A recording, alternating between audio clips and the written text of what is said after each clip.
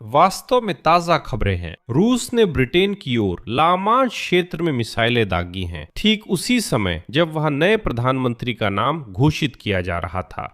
ये एक मिसाल है कि कैसे जंगली रूस नए नेताओं का स्वागत करता है। ब्रिटेन में अभी अभी प्रधानमंत्री बदले हैं। अब एंडी बर्नहम प्रधानमंत्री बने हैं और ठीक अगले ही दिन जब उन्होंने प्रधानमंत्री की कुर्सी संभाली, एक रूसी युद्धपोत ब्रिटिश तट के पास आ गया और वहां फायरिंग की। औपचारिक रूप से यह प्लायमाउथ के तट के पास युद्धाभ्यास था जिसमें असली गोलाबारी की गई। मॉस्को ने नए प्रधानमंत्री को अपनी ताकत दिखाने का फैसला किया, लेकिन नए प्रधानमंत्री ने पहले ही दिन कह दिया कि वो यूक्रेन के साथ पूरी तरह 100% खड़े रहेंगे और कोई भी रूसी उन्हें डरा नहीं सकता। तो चलिए आज संक्षेप में समझते हैं कि रूसी फ्रिगेट ने ब्रिटेन के बिल्कुल पास किस तरह की गोलीबारी की, बर्नहम कौन है और वे यूक्रेन के लिए क्या मायने रखते हैं। मेरा नाम अलेक्सी पेची है। आइए इस विषय पर चर्चा करें। शुरू करने से पहले चैनल सब्सक्राइब करें, वीडियो लाइक करें और कमेंट करें। शायद अभी नहीं, शायद बाद में, लेकिन कृपया इसे करना ना भूलें। तो चलिए सब कुछ क्रम से समझते हैं। सोमवार 20 जुलाई को रूसी जहाज ब्रिटेन के तटों के पास आया और बिना सोचे समझे मिसाइलें दागने लगा। रूसी फ्रिगेट न्यू स्ट्राशिमी ने अंतर्राष्ट्रीय जल क्षेत्र में लगभग 40 समुद्री मील दूर युद्ध अभ्यास के तहत तोपों से फायरिंग की। ये प्लायमाउथ से लगभग 70 किलोमीटर दक्षिण में है। ये इंग्लैंड के दक्षिण पश्चिम में एक बंदरगाह शहर है। अभ्यास लगभग आधे घंटे तक चला। ये क्या था? रूसियों ने इसकी कोई सफाई नहीं दी, बस वहीं रुक गए और मिसाइलें दागनी शुरू कर दी और घोषणा कर दी कि यह अभ्यास है। ब्रिटिश जहाज पर नजर रख रहे थे। इस पूरे समय रूसी फ्रिगेट पर रॉयल नेवी का गश्ती जहाज नजर रखे हुए था और हवा से उस पर फ्रांसीसी सैन्य विमान नजर रख रहा था। यानी एक रूसी जहाज पर तुरंत ही ब्रिटिश और उनके सहयोगी फ्रांसीसी दोनों ने प्रतिक्रिया दी। मौजूदा जानकारी के अनुसार फ्रिगेट न्यू स्ट्राशिमी ने सिर्फ कुछ घंटों पहले ब्रिटिश गश्ती जहाज को अपनी फायरिंग से पहले अपने इरादों के बारे में सूचित किया और सुरक्षित दूरी पर जाने का अनुरोध किया। हालांकि आमतौर पर ऐसी अभ्यासों के बारे में कई दिन या हफ्तों पहले ही चेतावनी दी जाती है।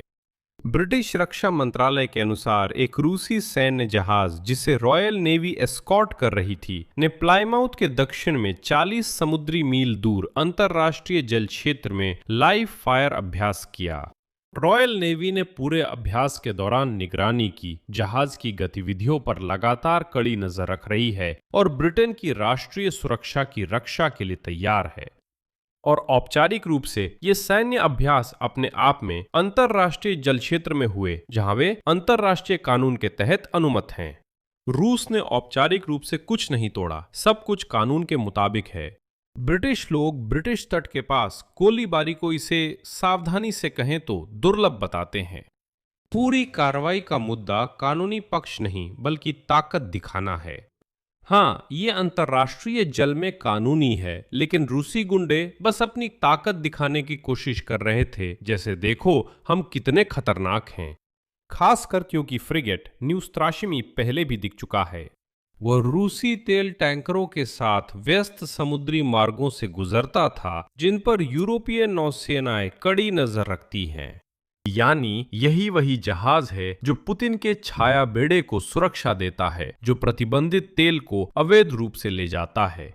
यही वो फ्रिगेट है जिसने ब्रिटेन की दिशा में मिसाइलें दागने का फैसला किया, शायद यह दिखाने के लिए कि वह छाया बेड़े की रक्षा को तैयार है, चाहे कुछ भी करना पड़े। ये समझना जरूरी है कि ये जंगली रूसियों की एक बार की हरकत नहीं, बल्कि रूस की लगातार उकसावे की कार्रवाइयों का हिस्सा है। उन्हें चैन से रहना नहीं आता। हाल के महीनों में ब्रिटिश तटों के पास रूसी नौसेना की गतिविधि बढ़ी है।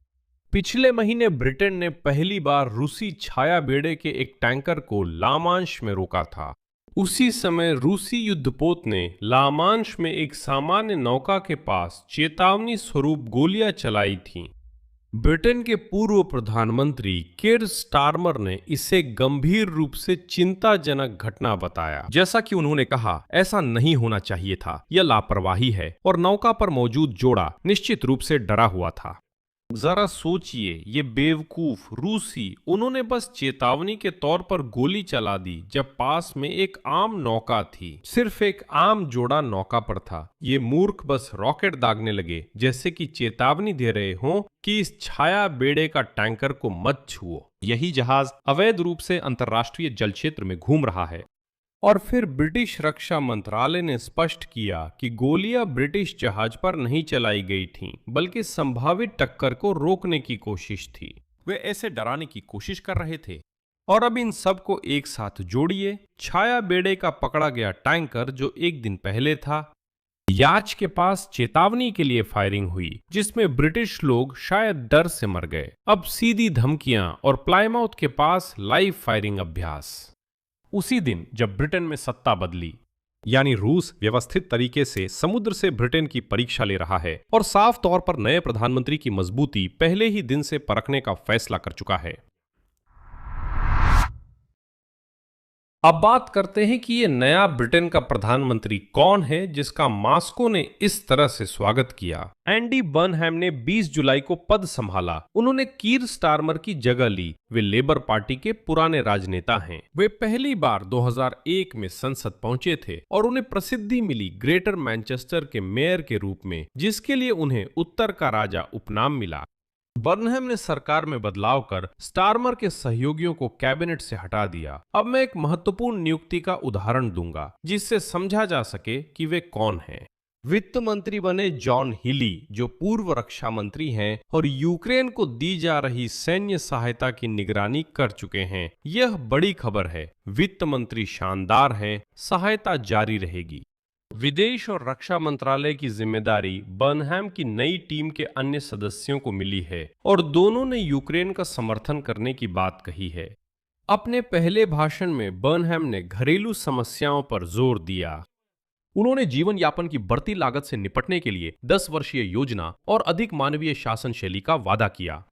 विदेश नीति पर उन्होंने तुरंत स्पष्ट किया कि कोई बदलाव नहीं होगा, इसलिए चर्चा की जरूरत नहीं।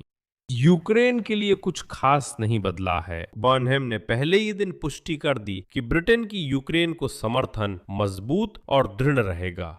डाउनिंग स्ट्रीट के अनुसार व्लादिमीर ज़ेलेंस्की से बातचीत में उन्होंने यूक्रेन की रूसी आक्रमण से रक्षा में ब्रिटेन की अडिग प्रतिबद्धता की पुष्टि की। बर्नहैम ने स्पष्ट रूप से कहा, उद्धरण, मैंने राष्ट्रपति ज़ेलेंस्की को साफ बता दिया कि कोई बदलाव नहीं होगा। मैं उनके साथ 100% रहूंगा।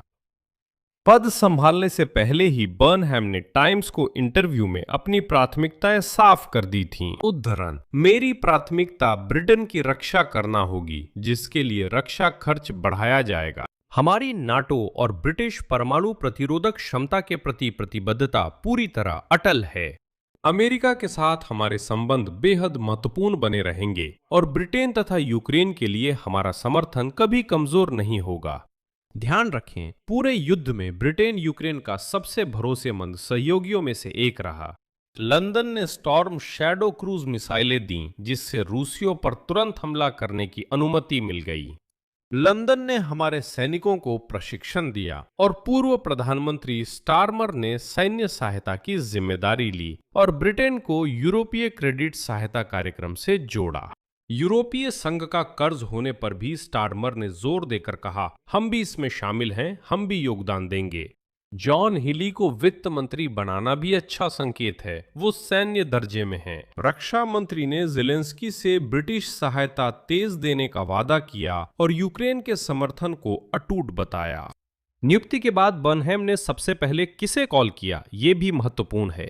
पहले विदेशी नेताओं में से जिनसे उन्होंने संपर्क किया वे थे डोनाल्ड ट्रंप और व्लादिमीर ज़ेलेंस्की। यानी यूक्रेन उनके लिए पहले दिन से ही प्राथमिकता है। ज़ेलेंस्की ने बर्नहैम को बधाई दी और कहा कि यूक्रेन ब्रिटेन संबंध पहले से अधिक मजबूत हैं।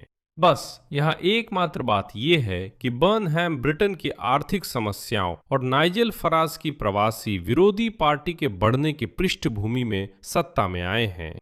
उन्होंने आंतरिक मुद्दों और बजट बचत पर ध्यान केंद्रित किया है। तो यह एक पेचीदा सवाल है कि क्या लंदन के पास यूक्रेन के लिए इतनी ऊंची सैन्य मदद जारी रखने के लिए पैसे होंगे? शुरुआती बयानों से साफ है कि राजनीतिक इच्छा शक्ति अभी भी बनी हुई है।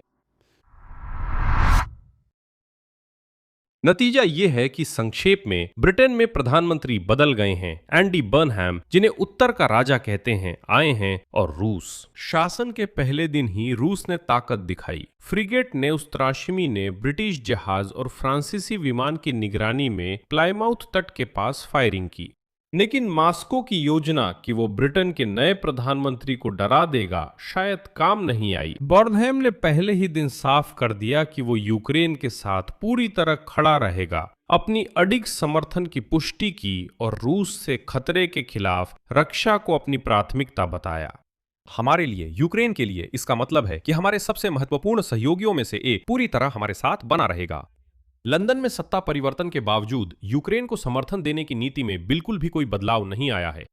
तो रूस ने ब्रिटिश तट के पास जो अपनी ताकत दिखाई, उसका कोई खास असर नहीं पड़ा, बल्कि उल्टा ही हुआ। इसने लंदन को एक बार फिर याद दिला दिया कि असली दुश्मन कौन है और इन रूसी जंगली लोगों से रक्षा के लिए वाकई में और ज्यादा पैसे लगाने की जरूरत है। मैं यही विराम लेता हूं। अपनी राय नीचे कमेंट करें, चैनल सब्सक्राइब करें, बेल दबाएं और लाइक करें। अगर आप स्वतंत्र YouTube चैनल को समर्थन देना चाहते हैं तो वीडियो के विवरण में दिए गए लिंक और भुगतान विवरण के जरिए डोनेशन कर सकते हैं। मैं आपकी किसी भी तरह की मदद के लिए आभारी रहूंगा, क्योंकि आपकी मदद से ही हम हैं और काम करते रह सकते हैं। बस इतना ही। अपना ख्याल रखें। सबको अलविदा।